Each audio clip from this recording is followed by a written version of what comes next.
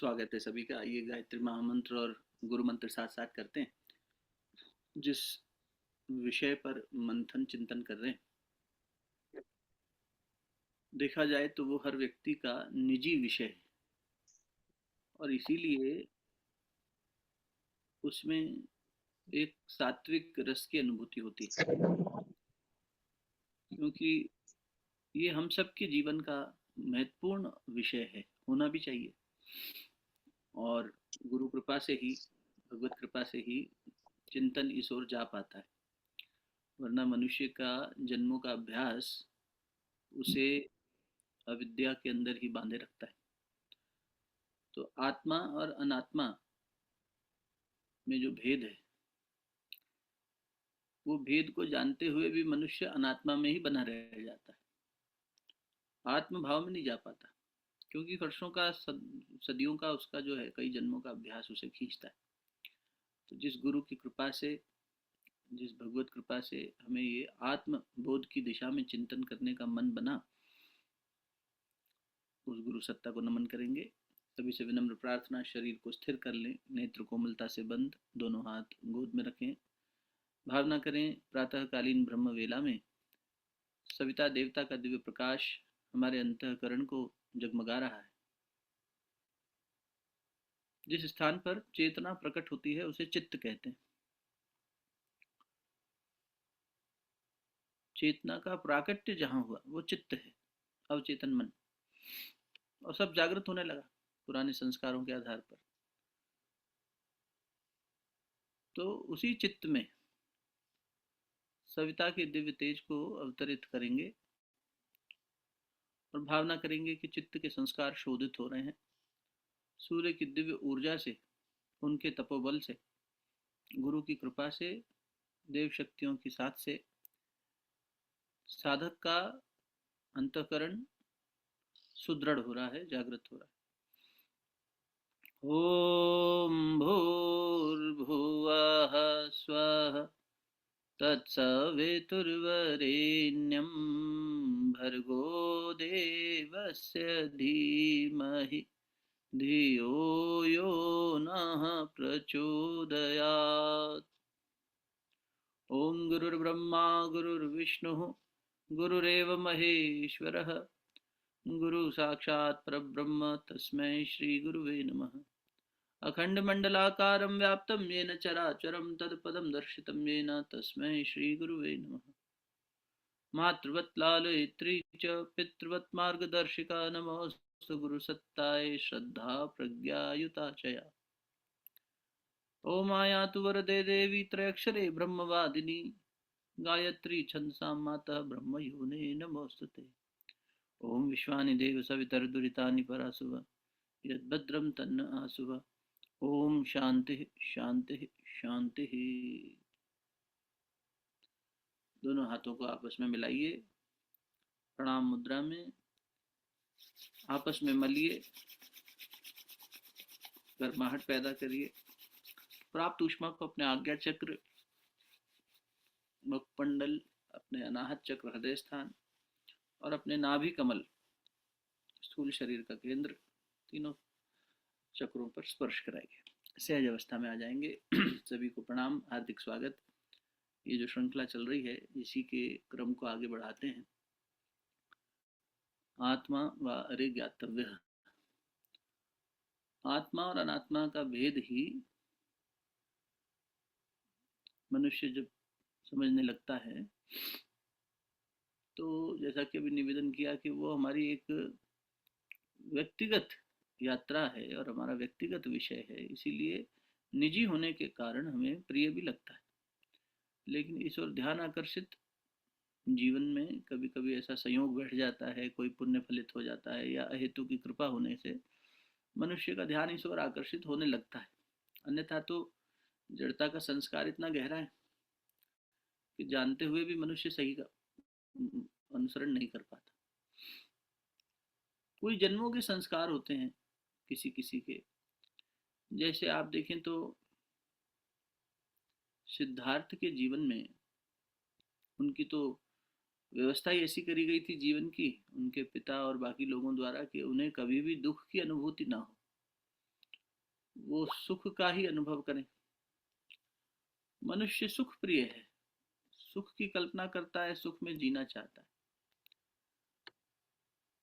तो सुख की जो ये यात्रा है, सुख की ओर जो ये हमारी गति है, इस सुख को परिभाषित नहीं करते हम ठीक से।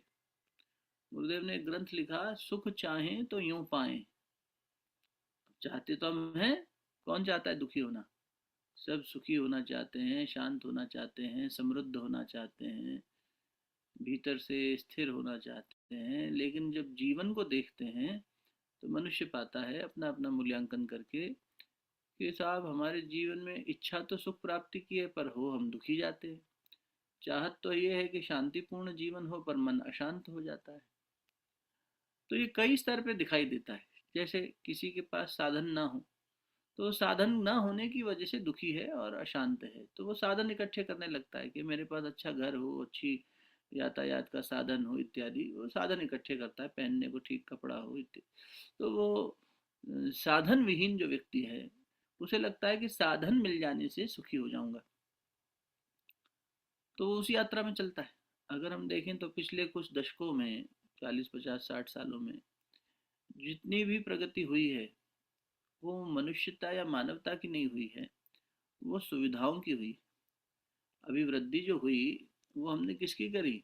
साधन। हम पुरानी जनरेशन्स को देखें तो पिछली पीढ़ियां साधन विहीन थी, और उसकी वजह से दुखी भी हो गई, है ना? या कहीं दरिद्रता भी दिखाई दी कि भाई इनके पास गरीबी है, दुख है, साधन नहीं है। तो मनुष्य ने प्रगति किस दिशा में करी? ये साधन इकट्ठे कर ले। तो आज की युवा पीढ़ी को देखें, आज की जनरेशन को देखें, तो क्या है? साधन संपन्न है किंतु फिर भी दुखी दरिद्र है। आप चिंतन करके देखें, दुखी आज भी है, पहले से ज्यादा ही दुखी है संसाधनों के आने के बावजूद।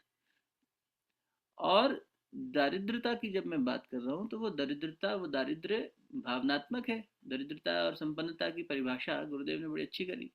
बोले बेटा ये तो मनस्थिति है। संपन्नता या समृद्धि एक मनस्थिति है।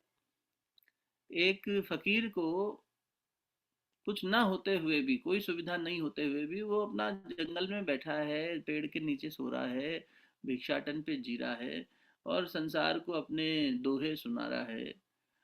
कोई पीर बाबा, कोई संत, कोई दादू, वो क्या कर रहे हैं? वो फकीरी में जी रहे हैं।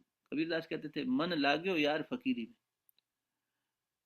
में, भला बुरा सबका सुन लीजिए, कर गुजरान गरीबी में, मन लाग्यो यार फकीरी में। तो ओढ़ी हुई गरीबी, गुरुदेव ने भी कहा बेटा हमने गरीबी को ओढ़ा है, हमारी शान है ये। तो गरीब होना एक मानसिकता है। हम वो मानसिकता की बात कर रहे हैं कि जो दरिद्रता और गरीबी की जो पीड़ा बोलते रहते हैं। किसी के पास बहुत धन संपन्नता हो, लेकिन फिर भी वो कंजूस हो, तो उससे जैसा दरिद्र कौन, उसके जैसा कंजूस कौन, है ना? तो दरिद्रता और संपन्नता क्या है? मनस्थिति है। तो पीढ़ियों ने ये सोचा कि हम और ज्यादा साधन इकट्ठे करें। तो साधन इकट्ठे करने के नाम पर सुख नहीं आया, साधन तो आ गए, साधन संपन्न तो हम हो गए। जो हमारा भूतकाल था उससे हमारा वर्तमान साधन की दृष्टि से बहुत शानदार हो गया। संसाधन खूब आ गए, किंतु हम अभी भी दुखी और दरिद्र बने हुए हैं। इसका मतलब इस संपन्नता से तो बात नहीं बनेगी। अगर ऐसा होता तो संसार में कई कुबेर दिखाई देते हैं, इतने धनाढ़ दिखाई देते हैं, क्षमा कीजिएगा, कई ऐसे दिखाई देते हैं। तो उसमें सबको सुखी हो जाना चाहिए था, पर सुखी नहीं हो रहे।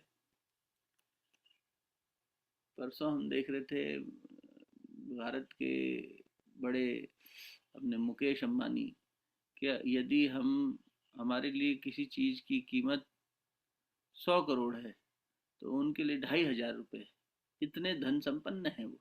हम्म?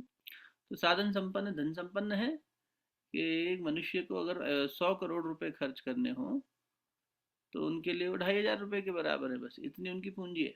तो बड़े बड़े पूंजीपतियों को भी देखें तो दुखी दिखाई देते हैं, सुखी और संपन्न नहीं दिखाई देते। दूसरे स्तर का दुख क्या आता है? वो आता है ये इस तरह का दुख कि भाई मेरे संबंधों का, संबंधी अच्छे नहीं है, परिवार अच्छा नहीं है, दुख है, वैसा आ जाता है। तो वो संबंधों में जो दुख आ रहा है, वो दुख भी मनुष्य को परेशान करता है। परंतु ऐसे परिवार भी देखे गए हैं, ऐसे लोग भी देखे गए हैं, ऐसे समाज भी देखे गए हैं जहाँ संबंधों में अच्छी खासी तालमेल है, सुख और शांति है। तो फिर विषय से मिलने वाला सुख, संपन्नता से जो बाहर की साधन है उससे मिलने वाला सुख, और संबंधों से मिलने वाला सुख, सिद्धार्थ के जीवन में दोनों ही थे। सब उनसे बहुत प्यार करते थे, बहुत अच्छी पत्नी थी, बहुत प्यारा बेटा था, बहुत अच्छे पिताजी थे, सब बढ़िया था। और उनको तो दूर रखा जाता था किसी भी प्रकार के दुख से, ताकि उनका वैराग्य न जाग जाए।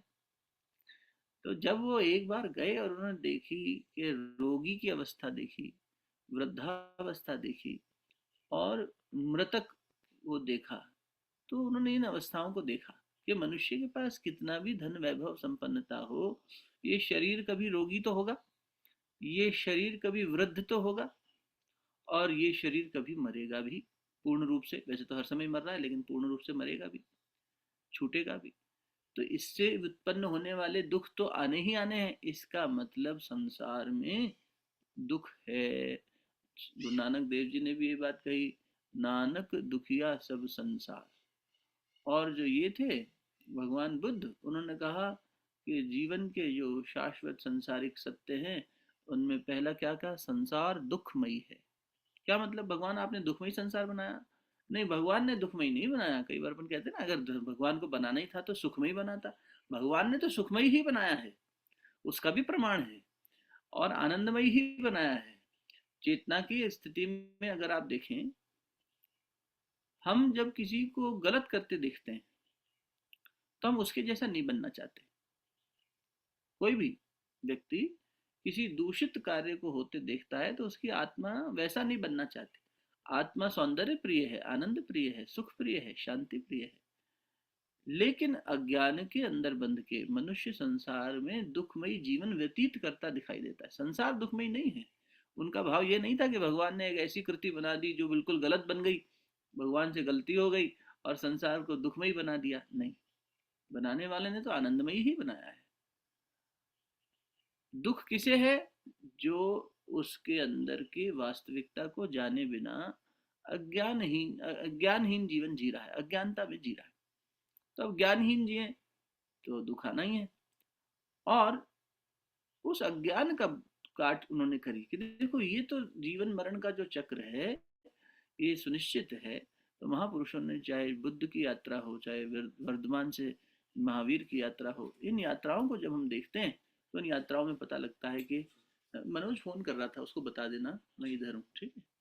तो इन यात्राओं को जब हम देखें तो हम पाते हैं कि मनुष्य के दुख का कारण सृष्टि का क्रिएशन यानी उसकी कृति नहीं है, बल्कि सृष्टि के अंदर जब हम जी रहे हैं तो हमारा अबोधपना है।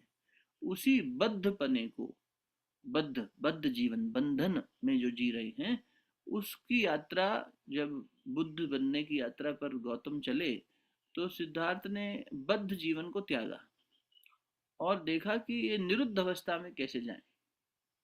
जो महर्षि पतंजलि ने कहा कि मनोभूमि जो 5 प्रकार की है, मूढ़, क्षिप्त, विक्षिप्त और एकाग्र और निरुद्ध, तो एकाग्र होकर आत्मा की दिशा में मंथन चिंतन किया जाए तो जीवन का दुख कैसे दूर करें। हम सब दूर तो करना चाहते हैं, किंतु वही है कि हम फॉर्मूला सही नहीं लगा रहे। उस दुख को दूर करने के लिए हमें अपना आत्म अनुसंधान करना ही होगा, और उसी आत्म अनुसंधान का मार्ग चिंतन है। कैसे किया जा सकता है? तो ऋषि कहते हैं कि आत्मा का चिंतन करना ही एकमात्र उपाय है। आत्मचिंतन, जब तक विचार के स्तर पर चिंतन नहीं बदलेंगे, ये ज्ञान योग का पथ है, वेदांत का पथ है, कि जहां मैं अपने आप की वास्तविकता को प्रश्न करूं कि मैं क्या हूं। बार बार ये पूछा जाए। इसी को प्रतिपादित करने और समझाने और प्रयोग में लाने की कला गुरुदेव ने शांति कुंज आश्रम में 5 दर्पण लगा के कर दी। बोले एकमात्र मंदिर हमने ऐसा देखा, आप भी देखें कभी, और दुनिया में और कहीं मिला नहीं आज तक। ऐसे पूरी दुनिया तो नहीं घूमी, पर जहां जहां गए वहां देखने को नहीं मिला कि कहीं दर्पण लगे हों और ये कहा जाए कि यहाँ मंदिर किसका है। तो बोला आपका ही मंदिर है। अरे हमारा ही मंदिर है, हम तो शिव जी के मंदिर गए थे, हनुमान जी के गए थे, राम जी के गए। वो उनको प्रणाम कर लो, लेकिन मूल में तो आप ही भटका हुआ देवता है। तो गुरुदेव ने लिखवा दिया भटका हुआ देवता। मनुष्य भटक गया अविद्या के कारण। और वो 5 दर्पण जो उन्होंने लगाए, वो उपनिषदों के 5 महावाक्य थे। सबसे पहला यही चिंतन के क्रम से ठीक करना पड़ेगा। तो पहला चिंतन ये होना चाहिए कि मैं क्या हूँ, को हम। रमण महर्षि भी बार बार कहते थे कि अपने आप से दिन में हजारों बार पूछिए, कोहम कोहम कोहम कोहम कोहम। ये चिंतन के स्तर में बार बार आना चाहिए, चिंतन मनन निधि ध्यासन होते रहना चाहिए। तो उसमें कोहम का उत्तर मिलेगा, सोहम सोहम सोहम सोहम। मैं वही हूँ। मैं क्या हूँ? को अहम, मैं वही हूँ। अब उस वह को परिभाषित करना होगा। तो 5 उपनिषद के महावाक्यों में सबसे पहला दर्पण के नीचे गुरुदेव ने लिखवाया, सोहम। यहाँ खड़े हो जाओ, दर्पण में स्वयं को देखो और भाव ये करो कि मैं वही हूँ। मनुष्य दर्पण में देखने का अर्थ ये है कि अपने आत्म भाव को देखने का प्रयास करे, और फिर दर्पण साधना के बाद में बिना दर्पण के भी उसी भाव में अंदर जाने का प्रयास करे कि सोहम सोहम सोहम। बड़ी सुंदर ये आती है कथा उपनिषद में, याज्ञवल्क्य जी और श्वेत केतु की। तो याज्ञवल्क्य जी वही बृहदारण्यक उपनिषद, मैत्रेय के पति, उनके शिष्य और पुत्र दोनों ही थे।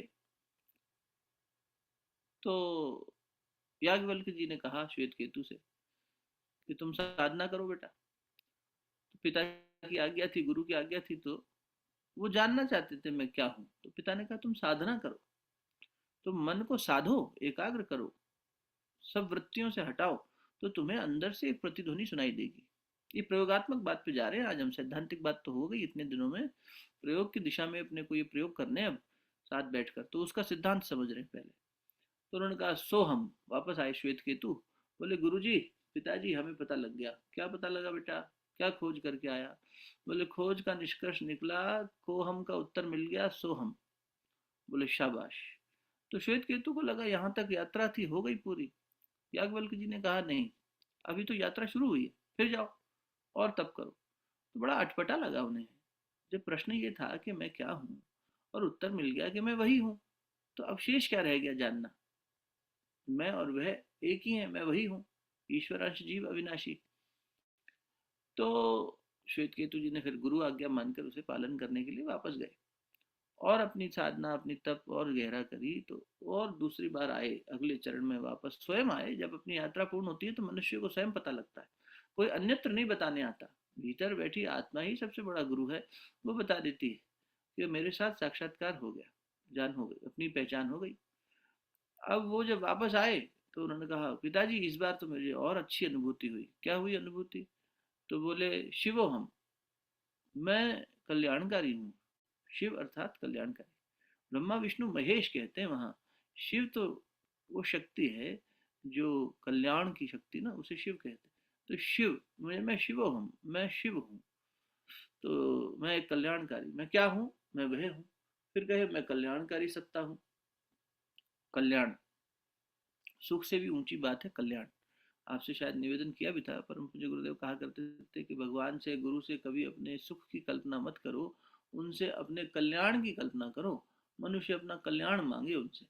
तो कल्याण की बात हुई, कल्याण की बात हुई तो बोले मैं कल्याणकारी हूँ। तो उसमें भी बड़ा अच्छी अनुभूति रही उनकी। लेकिन उन्होंने कह दिया कि नहीं, इसके अतिरिक्त आप अब फिर जाइए और फिर चिंतन करके आइए, मैं क्या हूँ पे और चिंतन करो। अरे मैं क्या हूँ? मैं वह हूँ। मैं क्या हूँ? मैं शिव हूँ। तो अब क्या बाकी रह गया? फिर गए आगे, फिर अनुभूति हुई। क्या अनुभूति मिली? कि मैं शिव हूँ। फिर वापस आए तो बोले सच्चिदानंद हूँ हम, मैं सत्यचित आनंद हूँ। तीसरे पड़ाव पर श्वेत केतु ने कहा मैं सत्यचित आनंद हूँ। यानी परमात्मा का ही जो अपन जब वर्णन करते हैं तो आता है ना कि भगवान का क्या, वैसे तो स्वरूप कोई है नहीं, वो तो स्वरूप से परे है। कोई आकार नहीं है, निराकार है। कोई गुण नहीं है, त्रिगुणातीत है। तो उस परमात्मा की फिर भी व्याख्या करनी हो तो ये कह देते हैं कि वो सच्चिदानंद स्वरूप है, सत्यचित आनंद। सत्य यानी जो सदैव बना रहता है, शाश्वत है जो। चित यानी जो स्वयंभू है, चैतन्य है, जिसकी चैतन्यता किसी अन्यत्र पर निर्भर नहीं है, जो जिसका कोई और हेतु नहीं है, वो अपना ही हेतु है, स्वयंभू है। और आनंद, उसमें आनंद ही आनंद है, उसमें लेश मात्र भी दुख की अनुभूति नहीं है, अशांति नहीं है, वहां परम आनंद है। तो ये जो तीन स्थितियां बताई, सच्चिद आनंद, और जब इसका भी बोध कर लिया श्वेत केतु ने, उन्हें लगा इस बार तो निश्चित रूप से पिताजी कहेंगे कि तुम परम आनंद की प्राप्ति करके आए हो, तो तुम्हारा मैं क्या हूं का साक्षात्कार पूर्ण हुआ। जब श्वेत केतु आए तो गुरु ने कहा, याज्ञवल्क्य जी ने, नहीं अभी तो खोज अधूरी है, और जाओ। अरे अब क्या बचा, मैं ही शिव हूँ, कल्याणकारी हूँ, मैं ही सत हूँ, मैं ही चित हूँ, मैं ही आनंद हूँ, चैतन्य हूँ, क्या हूँ, अब और क्या बचा जानना, मैं क्या हूँ इतना जान लिया। फिर वापस गए, चौथी बार फिर आए, और तब उन्होंने बृहदारण्यक उपनिषद की एक प्रसिद्ध वल्ली है, अयम आत्मा ब्रह्म। अब उन्होंने कहा, अयम आत्मा ब्रह्म, यह आत्मा, अयम यानी यह आत्मा ब्रह्म है। अब आप अगर इस वाणी को फिर से महावाक्यों को सुने और स्वयं से दोहराएं, तो पहले पड़ाव पर साधक कह रहा है, मैं वही हूं, सो हम। फिर कह रहा है, मैं शिव हूं, शिवो हम। मैं सतचित आनंद हूं, सच्चिदानंदो हम। इन तीनों में ही अहम है। इसीलिए याज्ञवल्क्य जी ने वापस भेज दिया कि बेटा अभी भी लेश मात्र अहम है, मैं की सत्ता अभी भी बनी हुई है। इसीलिए ये तो शुरुआत थी। जब उन्होंने चौथी बार आके कहा, अयम आत्मा ब्रह्म, यह आत्मा ब्रह्म है, अब भाषा बदल गई, अब मैं पना चला गया, अब यह बात आ गई, यह आत्मा, यह चेतना, यह ब्रह्म है। किंतु याज्ञवल्क्य जी ने एक बार फिर वापस भेज दिया।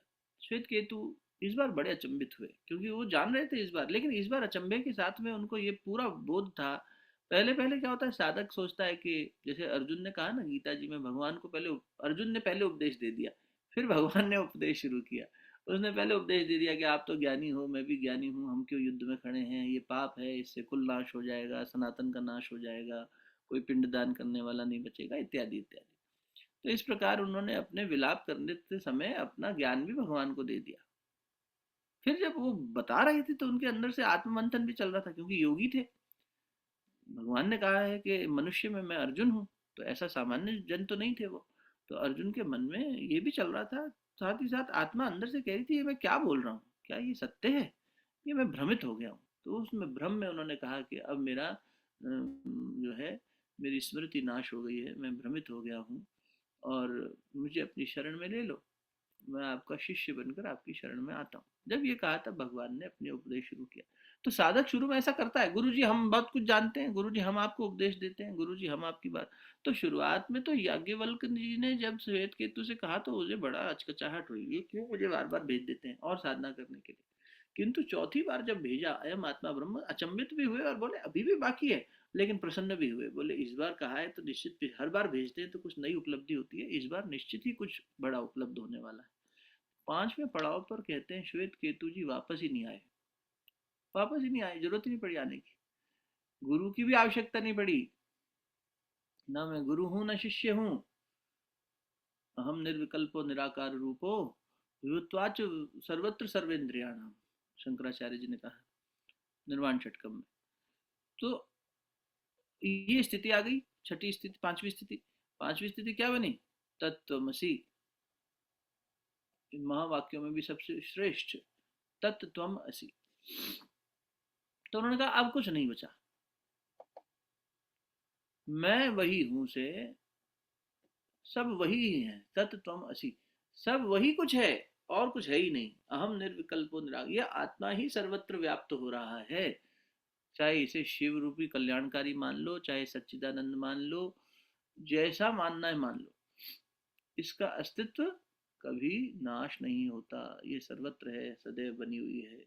भगवान ने गीता जी में कहा कि अर्जुन, इसे न तो शस्त्रों से काटा जा सकता, न जल से भिगोया जा सकता, न डुबोया जा सकता, न अग्नि से जलाया जा सकता। इसके गुण बताए, इसे कुछ स्पर्श नहीं करता, ये निर्लिप्त है, इसे कुछ भी प्रभावित नहीं करता, ये किसी के प्रभाव में नहीं चलता। आत्म तत्व, आत्मा किसी के प्रभाव में नहीं चलता, ये हमेशा सदैव बना ही रहता है। हम जब छोटे थे वो शरीर मर गया, हम युवा हो गए, यौवन आ गया। यौवन का शरीर है क्या? अब किसी किसी का नहीं है, मर गया। वृद्धावस्था का शरीर आ गया, शरीर तो मर ही रहा है। पर आप मरे क्या? हम मरे क्या? नहीं, हम वही हैं, तब भी थे, आज भी है। जब ये शरीर पूर्ण रूप से छूट जाएगा तब भी रहेंगे। हे अर्जुन, ऐसा कोई समय नहीं था जब ये राजा नहीं थे, जब मैं नहीं था और जब तू नहीं था। द्वितीय अध्याय में भगवान ने घोषणा करी। तो तू किसके लिए रोता है? क्यों ऐसा रोता है? ऐसा रुदन मत कर। ऐसा कभी भी नहीं था और ऐसा कभी होगा भी नहीं कि जब तू ना हो, मैं ना हूं और ये राजा लोग ना हो। एक भाव तो ये बना कि भगवान ये कह रहे हैं कि ये सब बने रहेंगे, शरीर बदल जाएगा। एक भाव ये बनता है, एक बोध यथार्थ का ये भी कहता है कि भगवान कह रहे हैं कि ऐसा कभी भी नहीं था कि जब तू नहीं था, मैं नहीं था और ये राजसिक वृत्तियां नहीं थी। तू और मैं मतलब गुरु और शिष्य, साधक और उसका साध्य, उसका भगवान।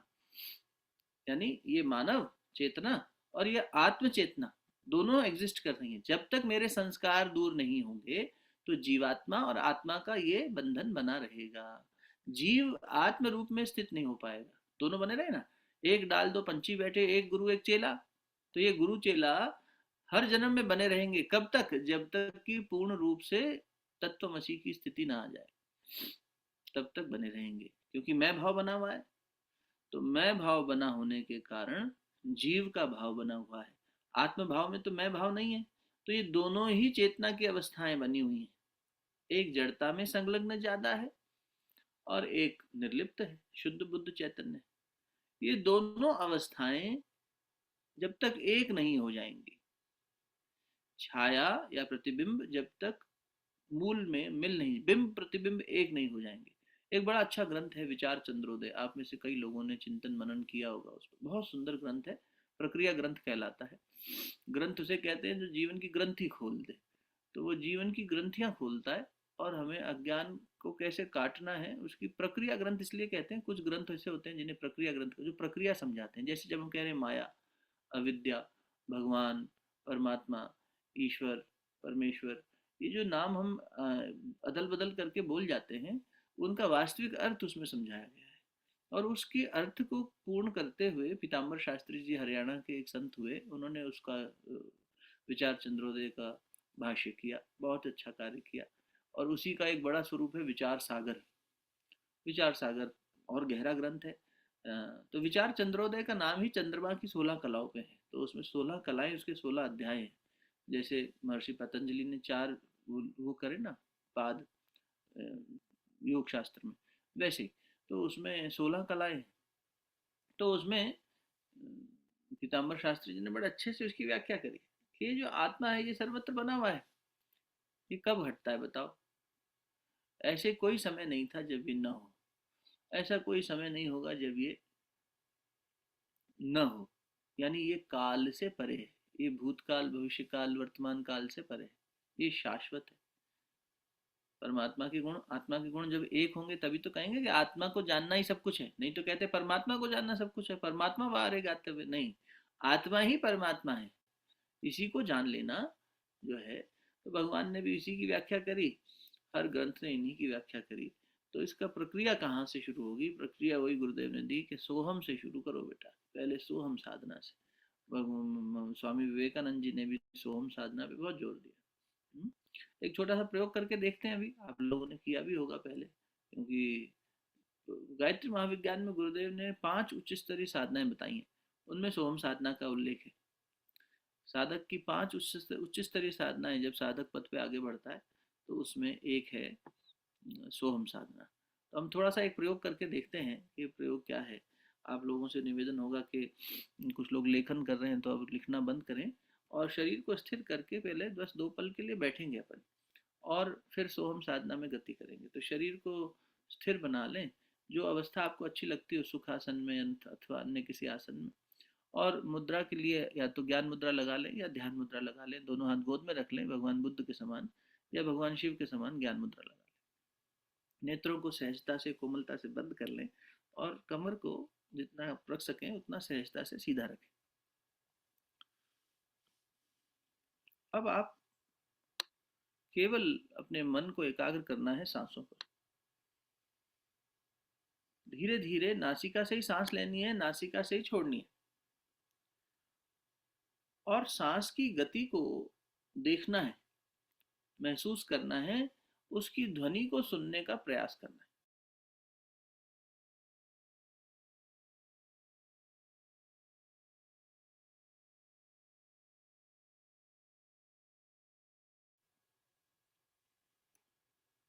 निरंतर यही क्रम बनाए रखना है, आती हुई श्वास और जाती हुई श्वास की ध्वनि को सुनना है। उसकी ध्वनि है, उसकी ध्वनि आपको अपना अंतःकरण ही गुंजायमान करके बताएगा। सो जब अंदर सांस आ रही है और हम जब बाहर सांस जा रही है।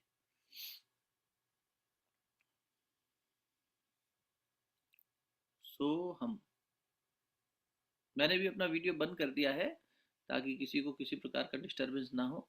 आपको नेत्र बंद रखने हैं और केवल सांसों को देखना है, श्वास को देखना है। सो अंदर आती हुई श्वास और प्रश्वास यानी बाहर जाती हुई श्वास के साथ में हम की ध्वनि। अब मैं बोलना बंद करूंगा। अगले कुछ पल, 1 से 2 मिनट, आपको केवल अपने मन को इसी भाव में एकाग्र करना है। सो हम।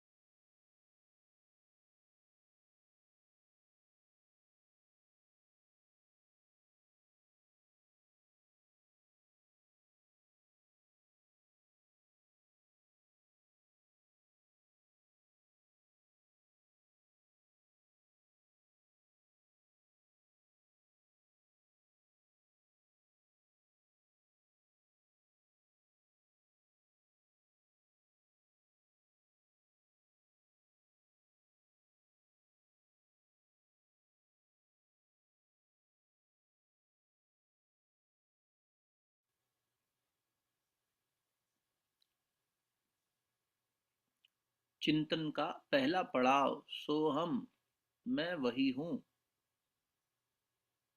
I am that. तत्, वह, तत् सवितुर वरेण्यम, वह कहकर संबोधन किया गया। वह जो सर्वत्र व्याप्त है, मैं वही हूं। वह जो अविनाशी है, मैं वही हूं। वह जो जड़ता से परे चैतन्य सत्ता है, मैं वही हूं।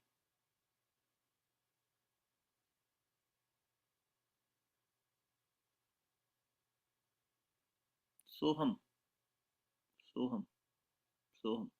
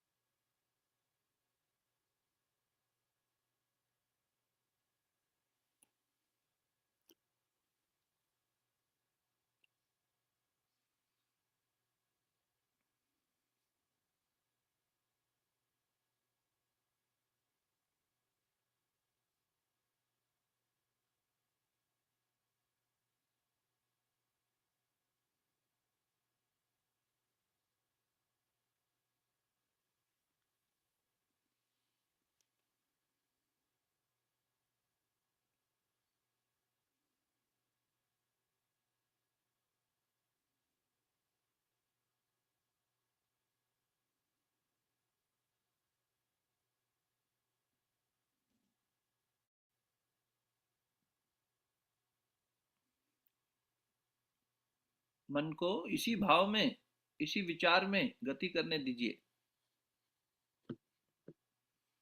एक ही विचार पर।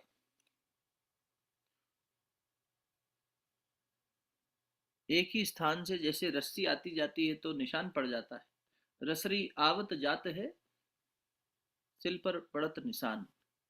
ऐसे ही जब पत्थर पर निशान पड़ जाता है तो एक ही विचार, उसी को घोटना है बार बार, उसी को पीसना है, उसी का रस निकालना है, मैं वही हूँ।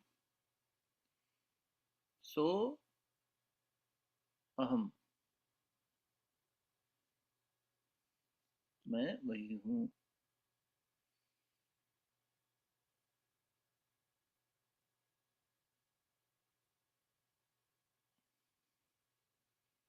और जब मैं वही हूँ तो फिर कुछ भी अशिव, कुछ भी असुंदर, कुरूप हो ही नहीं सकता।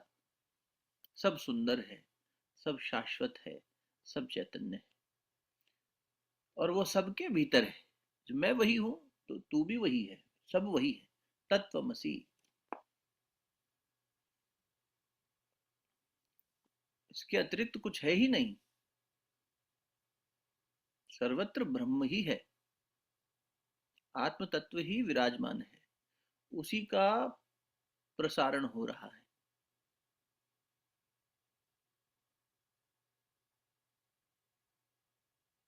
सो हम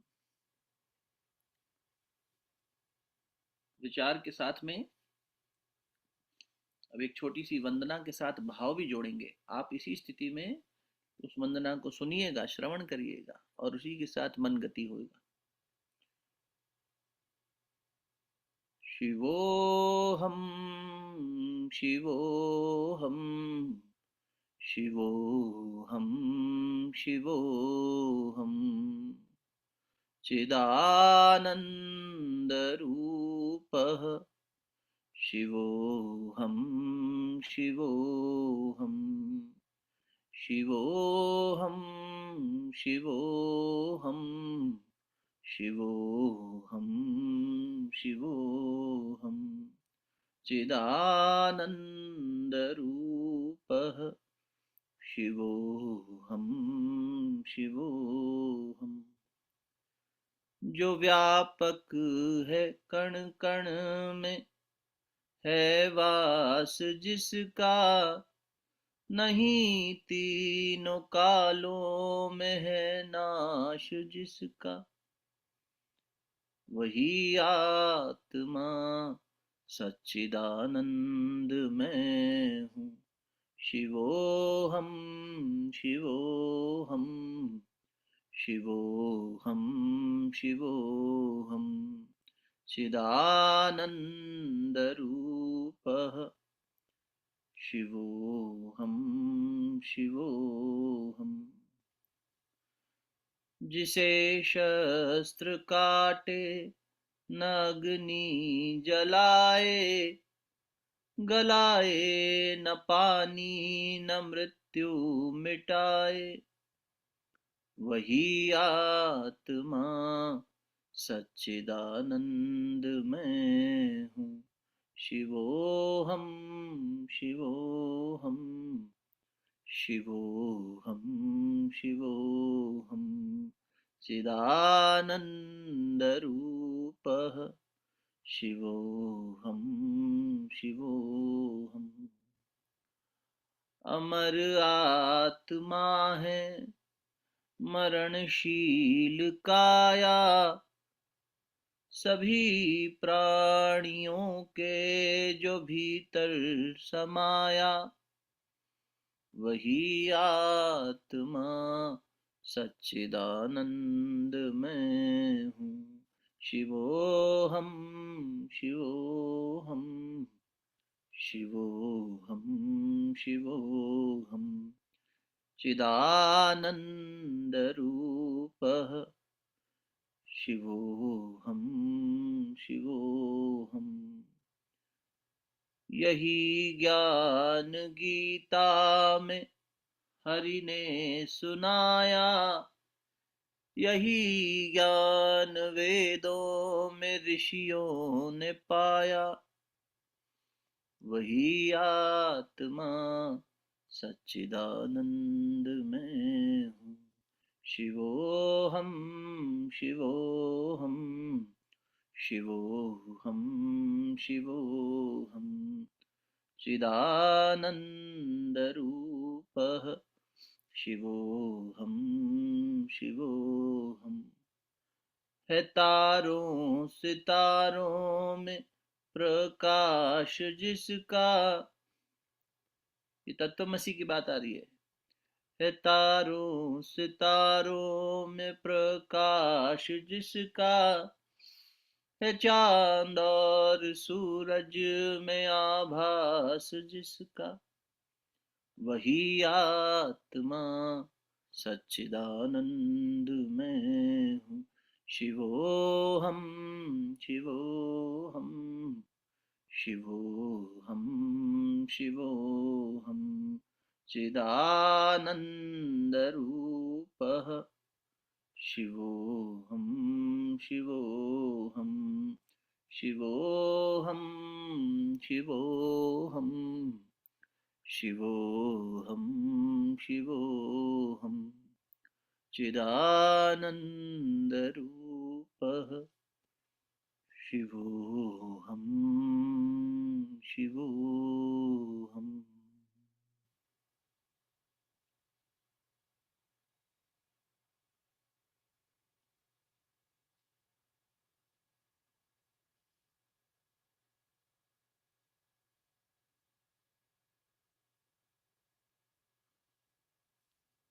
साक्षी भाव में इसी क्षण को, इसी अनुभूति को गहरा होने दीजिए।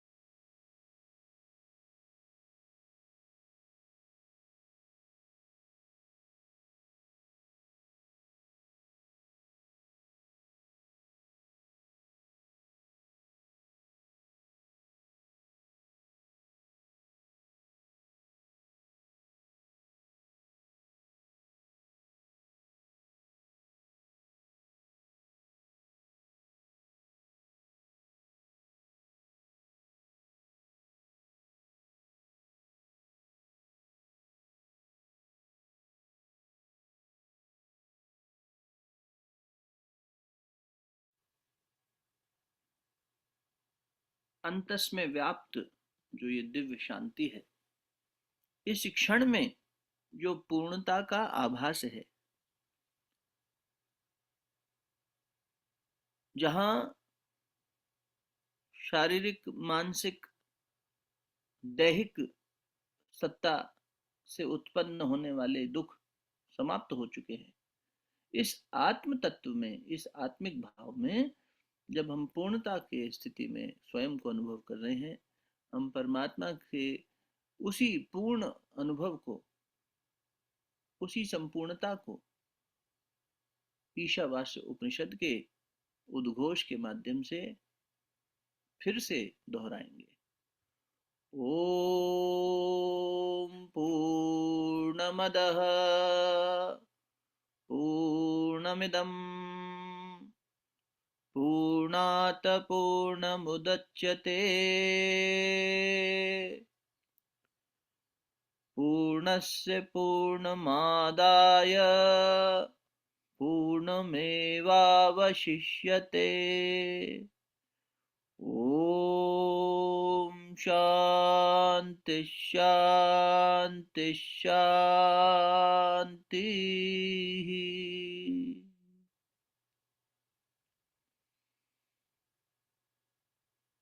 नेत्र बंद रखेंगे, दोनों हाथों को मिलाएंगे, मस्तक झुकाकर कण कण में व्याप्त उस दिव्य चैतन्य तत्व को, जो हम ही हैं, अपने वास्तविक स्वरूप को आत्म नमन कर रहे हैं। ओम नमोऽस्त्वनन्ताय सहस्रमूर्तये सहस्रपादाक्षिशिरोरुबाहवे। सहस्त्र पैरों वाला, सहस्त्र हाथों वाला, सहस्त्र मुखों वाला परमेश्वर का ही ये स्वरूप है, ये संसार भगवान का पहला अवतार ये संसार है। तो ये दुख में नहीं है, मेरा अज्ञान इसमें दुख पैदा कर रहा है। उसी पूर्णता में स्थित होकर हम इसे नमन कर रहे हैं। ओम नमो अनंताय सहस्त्रमूर्तये सहस्रपादाक्षिशिरोरुबावे सहस्त्र नामने पुरुषाय शाश्वते। वही शाश्वत पुरुष सहस्त्र नामों से प्रकट हो रहा है, सहस्त्र रूपों में प्रकट हो रहा है। वही पुरुष, वही आत्मा, वही सर्वत्र व्याप्त हो रही है। उसी को मैं सहस्त्रों बार कोटि कोटि नमन कर रहा हूँ।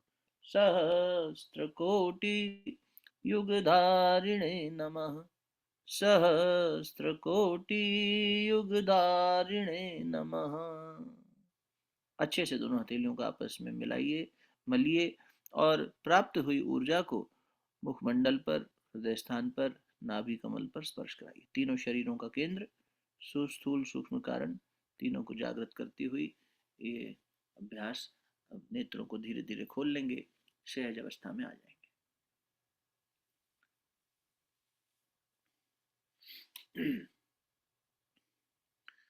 समय की गरिमा अगर हमें अभी दे रही है अनुमति, तो हम कुछ चिंतन और करना हो तो कर सकते हैं जिज्ञासा समाधान के माध्यम से। और अगर समय पूर्ण हो गया है तो फिर जो जिज्ञासाएं हैं अभी बता दें, उनको हम अगले सत्र में ले लेंगे। तो इस प्रकार अभ्यास पूर्ण चलेंगे धीरे धीरे, तो थोड़ा अभ्यास भी बना रहे। नहीं तो फिर सैद्धांतिक बातें होती हैं, उसका अभ्यास नहीं करते तो दिक्कत होती है। फिर धीरे धीरे उसे जीवन अभ्यास में और कैसे उतारा जा सकता है, उसका आप सबको अनुभव भी है। तो हम लोग आपस में मिलकर चिंतन करके कुछ ऐसा प्रारूप बना लें जिससे ये विचार कि मैं वही शाश्वत सत्ता हूँ, ये बार बार याद दिलाना होगा ना खुद को। भ्रम अब भूले हुए हैं, जैसे अर्जुन ने स्वीकारा कि हाँ मैं भूल गया हूँ, मेरी स्मृति भ्रमित हो गई है, मैं नहीं जान पा रहा मैं क्या हूँ। स्मृति यानी याद ही नहीं रहा। और जब उन्होंने अंत में कहा कि स्मृति लब्धा, मेरी स्मृति वापस आ गई है, नष्टो मोहा, मोह नाश हो गया है, तब वो बात समझ में आ गई। तो हमारा मोह अभी भी शरीर में और शरीरगत इंद्रिय सुखों में है, संसारिक संबंधों में है। इस वजह से हमें खुद को ये बार बार याद दिलाना होगा, और वही याद गुरु हमें दिलाते हैं, अविद्या से विद्या की ओर ले जाते हैं। तो उस दिशा को पकड़े रहने के लिए अभ्यास आवश्यक होगा। तो वो साथ साथ चलेगा, जैसे आज थोड़ा सा किया, ऐसे आगे और उसका पूरा प्रारूप ऐसा बना लेंगे कि सुबह से शाम तक में, रात तक सोने हैं में जा रहे हैं, जब तक निद्रा अवस्था में, तो क्या क्या किया जा सकता है। जागृति स्वप्न सुषुप्ति तीनों अच्छी हो जाए, है ना। तो जो भगवान ने कहा ना कि 6/17 में गीता जी में कि युक्ताहार विहार से युक्त चेष्ट से कर्म, चेष्टा कर्म युक्त स्वप्नावबोध से, स्वप्न और बोध दोनों अवस्था, जागृत और सोते हुए दोनों अवस्था में जो युक्त है, जो बैलेंस्ड है, जो समता में है, वही योगी है। उसके दुखों का नाश होगा, वरना तो दुखी रहेगा मनुष्य। कभी स्वप्न में दुखी हो रहा है, जैसे जनक जी हो गए थे, फिर जैसे लेकिन उन्होंने उसका बोध कर लिया तो समझ में आ गया, फिर उस स्वप्न से परेशान नहीं हुए। इसलिए बोध में जाना आवश्यक है, तो उसका अभ्यास करते रहना होगा। जी, कोई बात है तो आप कहें, नहीं तो फिर शांति पाठ हो चुका। जी धन्यवाद भगवंत, आपने हमारा आंतरिक यज्ञ कुंड जागृत किया। जय गुरुदेव। जय गुरुदेव बाबा। जय गुरुदेव भैया, सोनल बोल रही हूँ नागपुर से। जी सोनल जी प्रणाम। भैया एक प्रश्न था। एक्चुअली अभी अश्विनी भैया से मुलाकात हुई थी, घर पर आए थे, तो उन्होंने एक सवाल किया था, उसका जवाब मैं खुद भी ढूंढ रही हूँ। उन्होंने कहा था कि जो एक परम शक्ति है, हमारा वही आत्मचिंतन ही चल रहा था, विषय वही था। तो उन्होंने पूछा था कि वो परम शक्ति क्या है, शिव है या कुछ और है, वो एक रोशनी है या कोई स्वरूप में है। तो उसी का जवाब मुझे मिला नहीं। थोड़ा बहुत डिस्कस किया हमने, लेकिन उसका अभी चिंतन चालू ही है, जवाब नहीं मिल रहा है उसका। तो परम शक्ति चिंता। को भी निवेदन कर रहे थे ना कि उसका कोई स्वरूप है नहीं, कोई आकार है नहीं, उसकी तो जो प्रतिक्रिया होती है, वो जो क्रिया करती है, उससे उसका अनुभव, उसकी अनुभूति ऋषियों ने करी। तो उसकी जो क्रियाशीलता है, उसको जैसे मन मन को अनुभव करते हैं ना, और इसकी क्रियाशीलता के आधार पर कहते हैं कि मन पुरानी याद में चला गया, तो संस्कारों में चला गया, भूतकाल में चला गया, तो हमने कह दिया ये ये चित्त हो गया, सब कॉन्शियस, या अब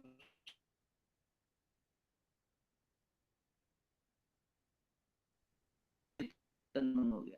जब मन भविष्य की योजना बना रहा है, तो जब मन जो है दिव्य उसमें अनुभव में है तो सुपर चेतन मन कह दिया, और वही मन जब निर्णय ले रहा है तो उसे बुद्धि कह दिया। तो उसकी क्रियाशीलता के आधार पर उसके गुणों की व्याख्या की गई और उसको नामकरण किया। इसी प्रकार परमात्मा की जो सक्रियता है, वैसे तो वो निष्क्रिय ही है, जो परम है वो तो निष्क्रिय है, वो कोई क्रिया नहीं करता, लेकिन उसमें हलचल हुई संकल्प के कारण, एको हम बहुश्यामी। तो वो जो हलचल हुई, जो भगवान ने कहा कि अर्जुन मैं हमेशा कर्म करता रहता हूँ, अगर मैं ही कर्म करना रोक दूंगा तो सृष्टि भ्रष्ट हो जाएगी। तो वो जो परम चैतन्य सत्ता है उसका कोई स्वरूप और आकार है नहीं, वो आकार तो मनुष्य और निराकार है। ऋषियों को समझाने के लिए बनाया। तो आप जो कह रही हैं कि वो परम शक्ति क्या है, क्या वो प्रकाश है कि वो नाद है, तो उसकी क्रियाशीलता के आधार पर उसे 3 शक्तियों में विभाजित कर दिया गया समझाने के लिए कि भाई वो ब्रह्मा विष्णु महेश है। ब्रह्मा कौन है, बोले वो विष्णु जी की नाभि से प्रकट होकर एक कमल खिला, उस कमल के ऊपर अलंकारिक वर्णन समझाया गया। तो उसमें जी समझाने के लिए अब हमें कैसे समझ में आएगा। शायद मैंने निवेदन किया भी था कि मनुष्य का मन जो है, मन के कारण ही हम मनुष्य है, और ये मन जो है ये आकृतियों में समझना इसके लिए आसान है, कल्पना करना इसके लिए मुश्किल हो जाता है अगर इसके सामने कोई आकृति ना हो, कोई स्वरूप ना हो। तो इसीलिए स्वरूप दिखाया जाता है, और स्वरूप से हम जी जल्दी समझ जाते हैं। तो लेकिन हाँ, अब कोई यहाँ सूक्ष्म सत्ता है, इसको मैं कैसे जानूं, मेरे चारों ओर एक सूक्ष्म शक्ति है, तो मैं उसे किस तरह से समझूं। तो प्रकृति के अंदर तो मैं उसे गर्मी ठंडक ये शक्तियां ही तो है, थर्मल एनर्जी हो गई, हीट और कोल्ड। फिर कोई नाद, कोई ध्वनि एनर्जी आ रही है, साउंड एनर्जी, तो मुझे सुनाई दे रही है कि तानपुरा बज रहा है या किसी की आवाज आ रही है ना। तो ये आसपास का वातावरण मुझे कुछ कुछ संकेत कर रहा है, लेकिन इनके पीछे भी कोई सत्ता है क्या जो कार्यशील है, वो परम सत्ता। तो बिल्कुल है, प्रकृति के ऊपर जो सत्ता कार्य कर रही है, जिसने प्रकृति को बनाया, तो उस शक्ति को भी फिर 3 शक्तियों में स्वरूप में बता दिया गया, ब्रह्मा विष्णु महेश। विज्ञान की दृष्टि से भी वही है, थर्मल एनर्जी, साउंड एनर्जी और लाइट एनर्जी, 3 ऊर्जाएं हैं जिससे सारा पदार्थ जगत चल रहा है। चैतन्य जगत भी उन्हीं 3 ऊर्जाओं से चल रहा है। अब कभी कभी हम उसे सविता से संबोधित कर देते हैं। ठाकुर रामकृष्ण परमहंस ने कहा कि मैंने अनेक मार्गों से जाकर देखा। उन्होंने 3 दिन 5 वक्त के नमाजी बन के, जो मुसलमान धर्म है, इस्लाम धर्म है, उसका पालन किया पूरी निष्ठा से। और उसके बाद में ईसा मसीह उनको दर्शन दिखे तो उन्होंने कहा मैं अब ईसाई की तरह से भी देखूंगा जी के, तो बिल्कुल जैसे पूरे धर्मावलंबी बन के उन्होंने किया। तो इस प्रकार उन्होंने जब अलग अलग धर्म के पथों से जाकर, एक विलक्षण अवतार है इसलिए वो, तो उन्होंने देखा कि हर रास्ते पर मुझे पूर्णता की दृष्टि से जब मैं पहुंचा तो मैंने देखा कि वो, मुझे तो बस प्रकाश ही प्रकाश दिखाई दिया। सविता तत्सवितुर्वरेण्यम, इसलिए गायत्री को महामंत्र कहा, और भगवान ने कहा 11वें अध्याय में कि मैं छंदों में मैं गायत्री हूँ।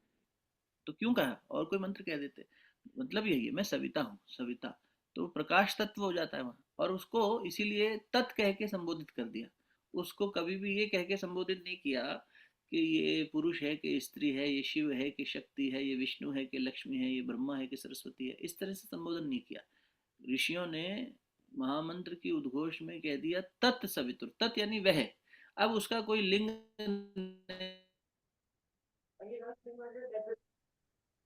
नहीं है, कोई स्वरूप नहीं है, कोई कह दिया। तो नाद में भी वही है, प्रकाश में भी वही है, और अपने आप में पूर्ण है। तो उस पूर्ण का हम वर्ण करते हैं, और उसके वर्ण करने से हमारी अपूर्णता, हमारी अज्ञानता का जो हमारा बोध है वो समाप्त हो, और हम अपने वास्तविक बोध में स्थापित हो सकें, इसकी प्रार्थना करते हैं। अब इसको किसी भी भाषा में कहें, फातिया में कुरान शरीफ में कहा गया याकुनु आबुदु रियाक मस्तकीन बिस्मिल्लाह रहमान रहीम। तो वहां पे भी कह दिया कि हम उस नूर की, वहां प्रकाश की जगह नूर कह दिया, उसके नूर की हम पनाह में जाते हैं। हम कह रहे हैं शरण में जाते हैं, वो कह रहे हैं पनाह में जाते हैं। बाइबल में कह दिया कि गॉड इज माई शेफर्ड, भगवान मेरा चरवाहा है, मैं भेड़ हूँ, बकरी हूँ, जो भी हूँ, गाय हूँ, और भगवान मेरा चरवाहा है, वो मुझे गंतव्य तक ले जाएगा। तो जो तुम्हें चरा रहा है शेफर्ड, वही घर भी पहुंचाएगा। तो उसकी शरण में चलें। तो इस प्रकार अनेक धर्मों ने अपनी अपनी स्थिति में, अपनी अपनी भाषा में उसी पूर्ण तत्व की बात कही, जिसका कोई स्वरूप नहीं है, वो पूर्ण है, और वो तुम ही हो। तो परम शक्ति क्या है, आप हो, है ना, मतलब आपकी आत्मा।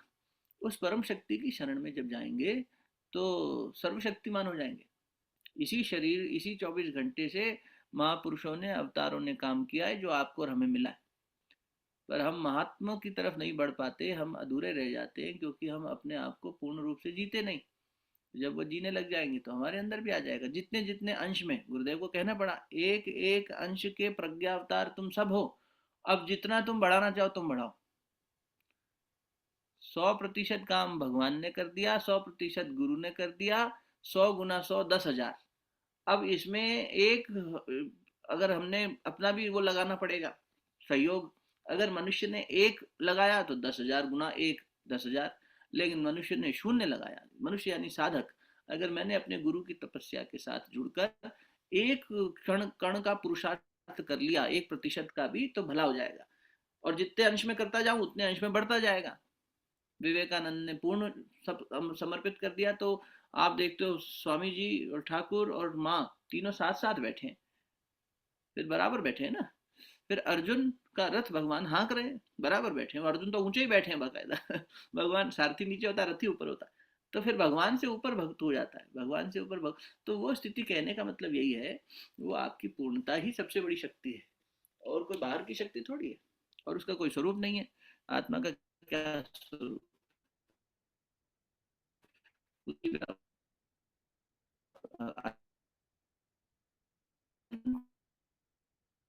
हुआ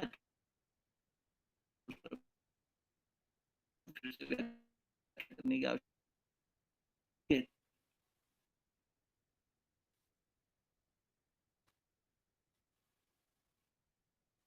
समापन की, फिर अगले बढ़ेंगे।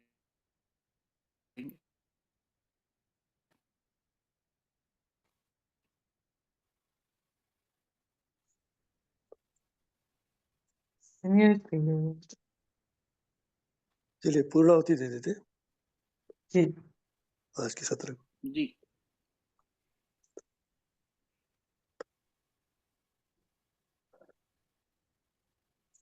जी गुरुदेव जी,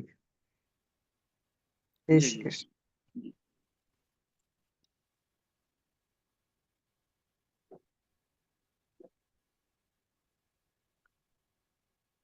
शांति पाठ ले ले। जी जी जी बाबा जी, आप ले रहे? जी हाँ, कराइए। आप ही ले लीजिए जी। नहीं नहीं, आप कराइए, मैं प्रतीक्षा में ही था जी, कराइए। ओम जो शांति अंतरिक्षगम शांति पृथ्वी शांति आपः शांति औषधय शांति वनस्पतय शांति विश्वे देवा शांति ब्रह्म शांति सर्वं शांति शांतिरेव शांति सामा शांतिरेधि। ओम शांति शांति शांतिर्भवतु। बोलिए सच्चिदानंद भगवान की जय, सब संतन की जय, आज के आनंद की जय। और आज का जो अमृत तुल्य मूल्य प्रवचन हुआ है आत्मा के बारे में, उसके लिए हमारे भाई श्री अंकुर मेहता जी को लाख लाख शुक्रिया धन्यवाद देते हैं, और सत्र को विराम देते हैं। जिनके प्रश्न है ये ग्रुप पर डाल के पूछ सकते हैं। फिर मिलेंगे कल। धन्यवाद। जय धन्यवाद। गुरुदेव, जय जय जय गुरुदेव। गुरुदेव, जय गुरुदेव। जय गुरु, जय गायत्री माता की जय।